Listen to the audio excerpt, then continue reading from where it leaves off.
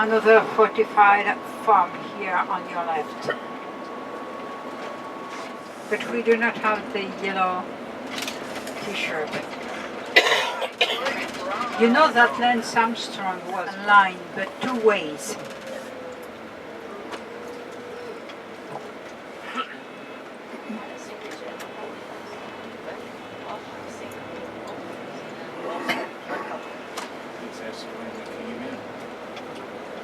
Il restait quelques éléments et Eisenhower les a donnés pour renforcer. What's left of the mulberries that were brought over to create a harbor here at Arromanches.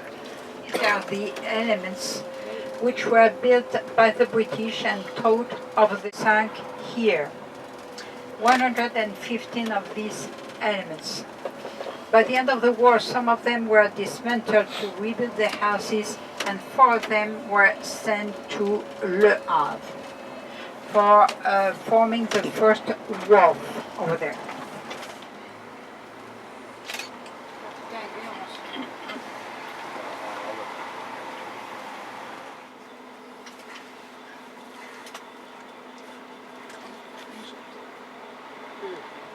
The barges which was used to bring the soldiers up to the coast. Just after the barge, you will see a small tree here on the right hand side.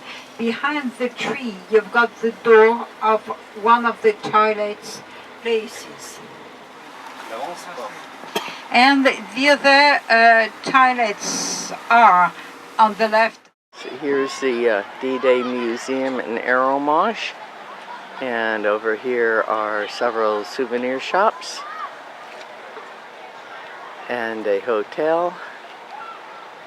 And it says mini golf, restaurants, brasseries, souvenirs, another hotel, and some beautiful old houses that were probably rebuilt after the war. Great air forces swept the skies above. It carried the soldiers safely across 100 miles of perilous sea. And at Quebec in August 1943, the main principles of this daring and fantastic project were agreed upon. We would build great harbour units in England, tow them across the sea, and set them down during the battle off the Normandy coast. Strange, monstrous structures of which they could not be told the purpose. 500,000 tons of concrete alone went to the building of these mammoths. As D-Day approached, all these parts of the great harbour to be were launched, then towed in great secrecy to the assembly place whence they would be taken across to France, where surveys and soundings had been secretly taken weeks before D-Day. The Royal Engineers were already ashore making a survey of the beach while the battle went on a few miles behind the town. It went down on the afternoon of D+1. Towards evening, a second ship was sunk. Their purpose was to give immediate shelter to small craft and to form the first part of the harbour breakwater. In 4 days, 15 old ships were sunk. As for the lorries which would roll ashore later.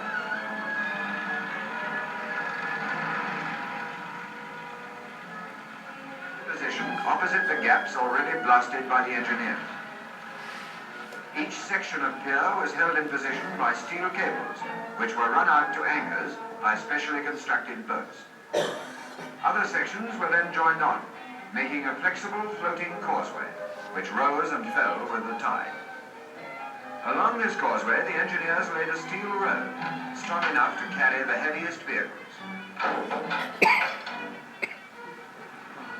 At the same time, to extend the line of sunken ships, breakwaters were laid. These concrete structures, each weighing 7,000 tons, had been towed across the channel. Some 200 tons were engaged on this job alone. The great mass of concrete slowly settled down on the ocean bed, forming a great wall against the sea.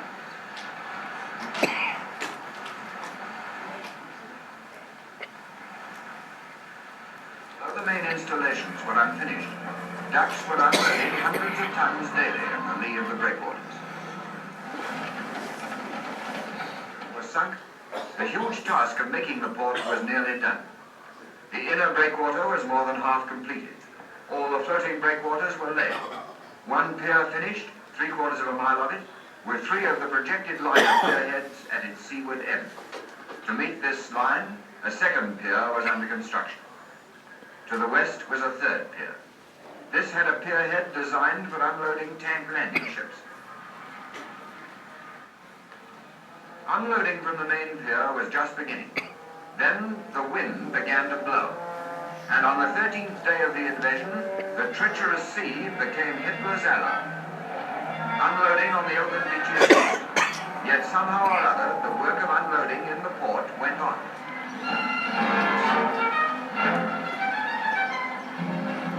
In an ever-increasing flood, the vehicles and supplies poured through it in calm weather and rough. We had beaten the weather, and Hitler had lost yet another ally. Lorries, jeeps, ambulances, tanks, they rolled ashore along the causeway, down the roads which the engineers had built.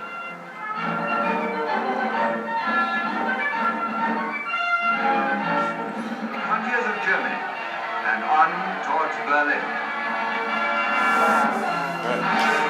Bleu et noir. Here's a En entrant model. dans la salle du fond, faites attention, mesdames, messieurs, il y a des marches jusqu'en bas.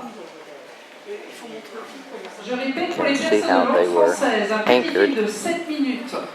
Big ships, and then this dock that they built, and then they went down this ramp and onto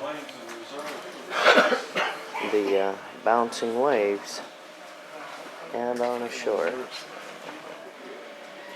And the ocean is moving up and down, and so is the road surface.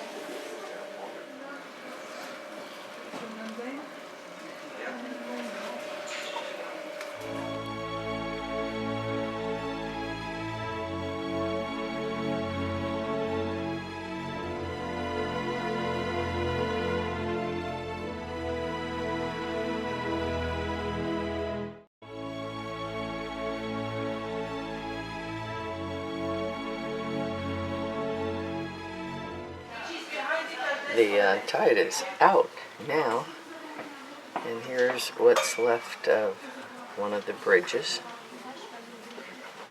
Here's a bunch of kids that probably spent a lot of time today on a bus. And there's the boys out playing in the water. So here we are at low tide. You can see the beach, and at low tide it's still wet. Must have been difficult to wade through with all your equipment. You can see where the tide comes up and where it is now.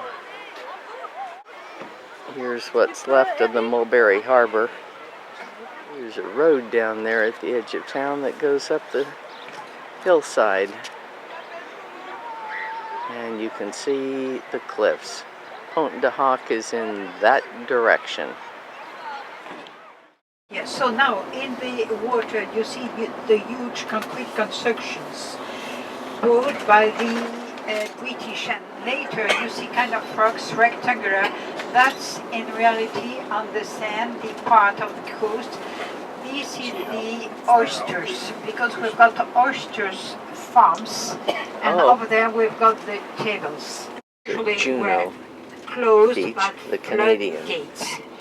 And now we are arriving in Courseulles, Juno Beach, 3rd Canadian Infantry Division, 21,000 soldiers on duty, 960 casualties.